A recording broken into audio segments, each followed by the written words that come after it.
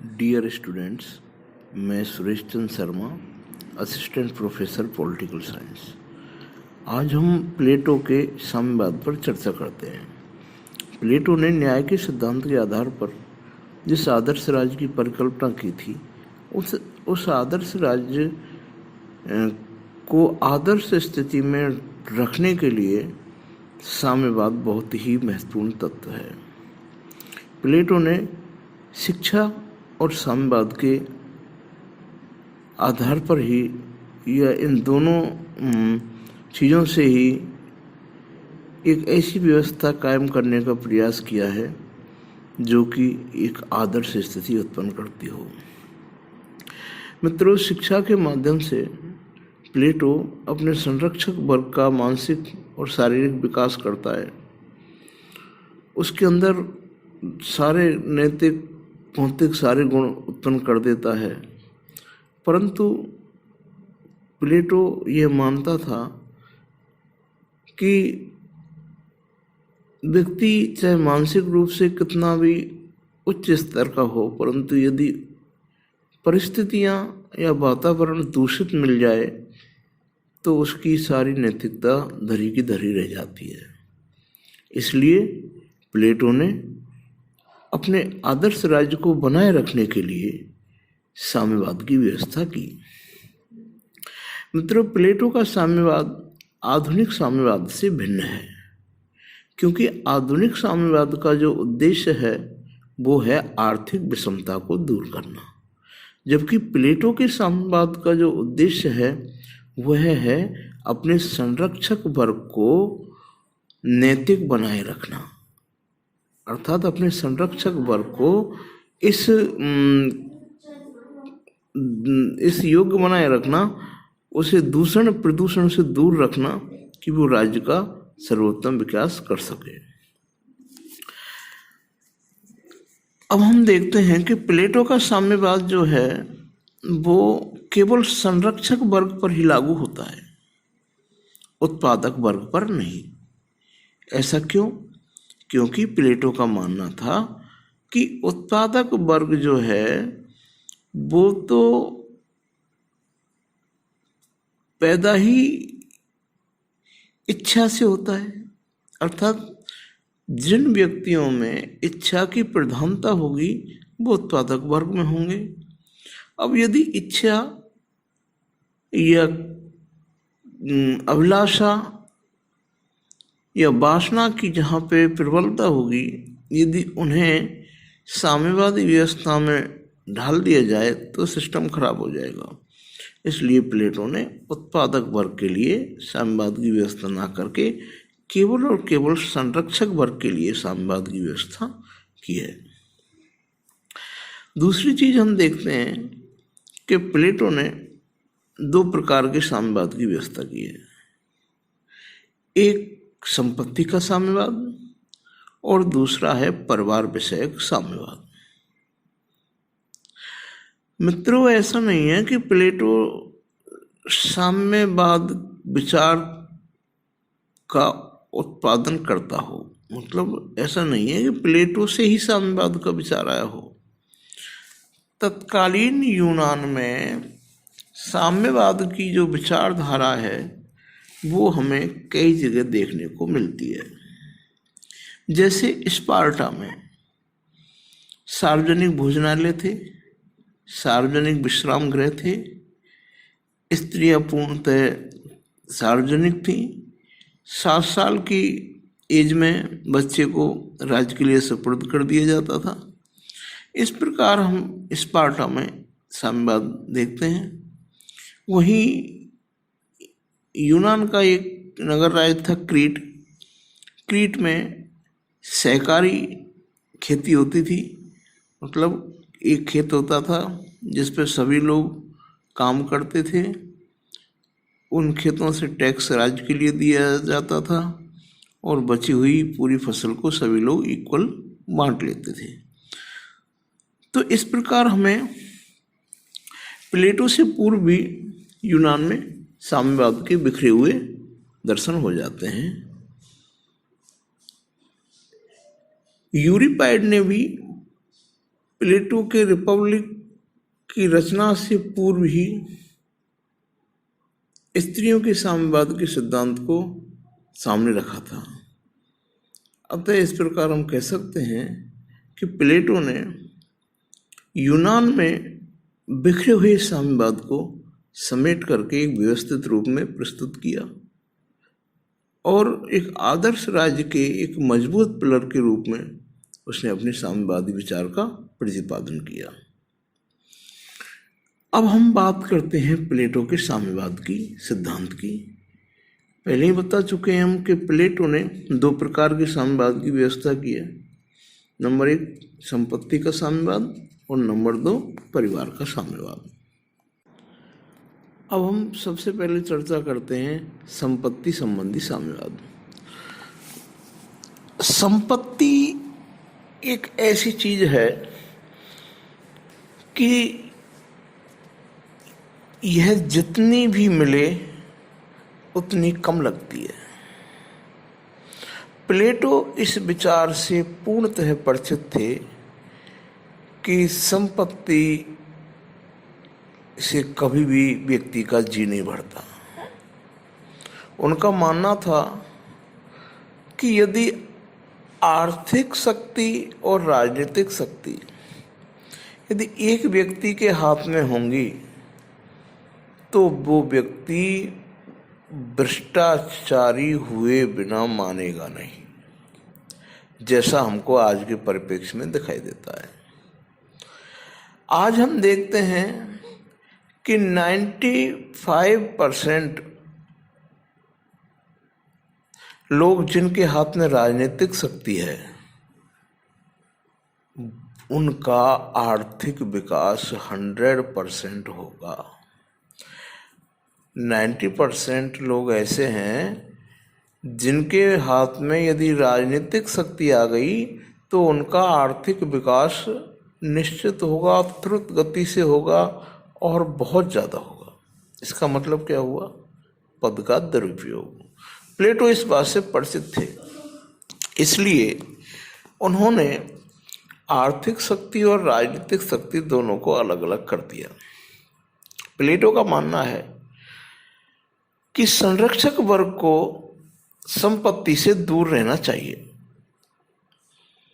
संरक्षक वर्ग के लिए प्लेटो व्यवस्था करते हैं कि उनके लिए सार्वजनिक विश्राम गृह होंगे, सार्वजनिक जलपान गृह होंगे, वो टेंट में या सार्वजनिक विश्राम गृहों में सोएंगे, उनकी निजी संपत्ति नहीं होगी।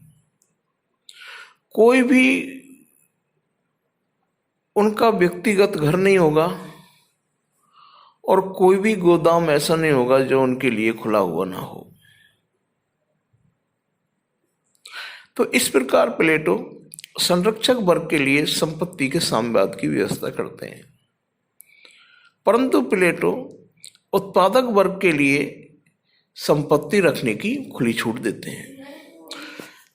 परंतु प्लेटो ये भी जानते थे कि उत्पादक वर्ग भी संपत्ति का दुरुपयोग ना करे, इसलिए राज्य का ये प्रमुख कर्तव्य है कि राज्य के अंदर ना तो इतनी अमीरी होनी चाहिए कि कोई व्यक्ति किसी को खरीद सके और ना ही इतनी गरीबी होनी चाहिए कि कोई व्यक्ति अपने आप को बेच सके। तो मित्रों, प्लेटो एक ऐसी आर्थिक व्यवस्था की स्थापना करते हैं जिससे राज्य का विकास सुचारू रूप से चलता रहे। तो उत्पादक वर्ग के लिए राज्य द्वारा नियंत्रित आर्थिक व्यवस्था थी, जिसमें उत्पादक वर्ग आराम से अपनी जरूरतों की पूर्ति के लिए धन इकट्ठा कर सकता था, राज्य के लिए टैक्स देता था, जिससे राज्य की सेना का, राज्य के कर्मचारी अधिकारियों का खर्चा चलता था। परंतु उत्पादक वर्ग को बिल्कुल ही धन से अलग रखा। प्लेटो को पता था कि कंचन और कामनी के चक्कर में आकर के संरक्षक वर्ग भ्रष्ट हो जाएगा और उसकी जो आदर्श राज्य की जो परिकल्पना थी, एक दार्शनिक राजा का जो एक सिद्धांत था, वो स्वप्न कभी पूरा नहीं हो पाएगा। इसलिए प्लेटो ने अपने सिद्धांत में जितना जोर शिक्षा पे दिया है, उतना ही जोर उन्होंने साम्यवाद पर दिया है। अब मित्रों, हम प्लेटो के साम्यवाद की कुछ विशेषताएं पढ़ लेते हैं। उसके पक्ष में कुछ तर्क दिए हैं, उनको देख लेते हैं। पहला तर्क देते हैं प्लेटो मनोवैज्ञानिक आधार पर। प्लेटो कहते हैं कि यह व्यक्ति की मानसिक स्थिति होती है कि जब उसको धन प्राप्त होने लगता है तो वो और ज़्यादा धन की लालसा में कार्य करता है, और जब राजनीतिक शक्ति उसके हाथ में होगी तो वो उचित अनुचित तरीके से अपने धन में वृद्धि करेगा। इसलिए शासक वर्ग या संरक्षक वर्ग को जब धन से दूर रखा जाएगा तो वो 100% अपना ईमानदारी से राजनीतिक कर्तव्य पूरा करेगा। अगला तर्क है कि प्लेटो कार्य विशिष्टीकरण के सिद्धांत पर विशेष बल देते हैं। अब देखते हैं कि शासक वर्ग का कार्य शासन का संचालन करना है, और जिस भी व्यक्ति के कार्य में जो चीज़ बाधा डाले उसको दूर करना राज्य का कर्तव्य है। तो शासक वर्ग के कार्य में बाधा डालने वाली एक चीज़ है धन संपदा। तो इस बाधा को दूर करने के लिए प्लेटो ने साम्यवाद की अपनी जो विचारधारा है उसके पक्ष में ये तर्क दिया है। व्यवहारिक रूप में देखें तो प्लेटो का जो साम्यवाद है, आर्थिक साम्यवाद जो है, वो कहीं तक ठीक है, क्योंकि व्यवहार में भी देखने में आता है कि राजनीतिक शक्ति और आर्थिक शक्ति जब एक ही हाथों में होगी तो वहाँ भ्रष्ट होने के चांसेस बहुत ज़्यादा बढ़ जाते हैं। राजनीतिक आधार पर देखा जाए तो जब उत्पादक वर्ग के हाथ में आर्थिक शक्ति होगी और संरक्षक वर्ग जो धन संपदा से दूर है उसके हाथ में राजनीतिक शक्ति होगी, तो दोनों ही वर्ग संतुष्ट रहेंगे, क्योंकि एक के पास पैसा है तो एक के पास राजनीतिक पावर है। दोनों को ही लगेगा कि हमको स्पेशल शक्ति प्राप्त है, और इससे राज्य का विकास निरंतर चलता रहेगा। इस प्रकार हम देखते हैं कि प्लेटो का जो साम्यवाद है, आर्थिक साम्यवाद, संपत्ति विषयक साम्यवाद जो है, वो संरक्षक वर्ग को ईमानदार, कर्तव्यनिष्ठ बनाए रखने के लिए एक बहुत ही आवश्यक और व्यवहारिक सिद्धांत है। अब हम इस सिद्धांत की आलोचना में देखते हैं कि संपत्ति विषयक साम्यवाद जो है वो अर्ध साम्यवाद है, क्योंकि किसी भी राज्य के लोगों पर, सभी लोगों पर जो सिद्धांत लागू नहीं होता वो कैसा सिद्धांत है। समाज का आधा वर्ग ऐसा है जिस पर संपत्ति विषयक साम्यवाद लागू नहीं होता, और समाज का आधा वर्ग ऐसा है जो कि संपत्ति विषयक साम्यवाद का सामना करता है। तो इस प्रकार ये एक अर्ध साम्यवाद की स्थिति हो गई।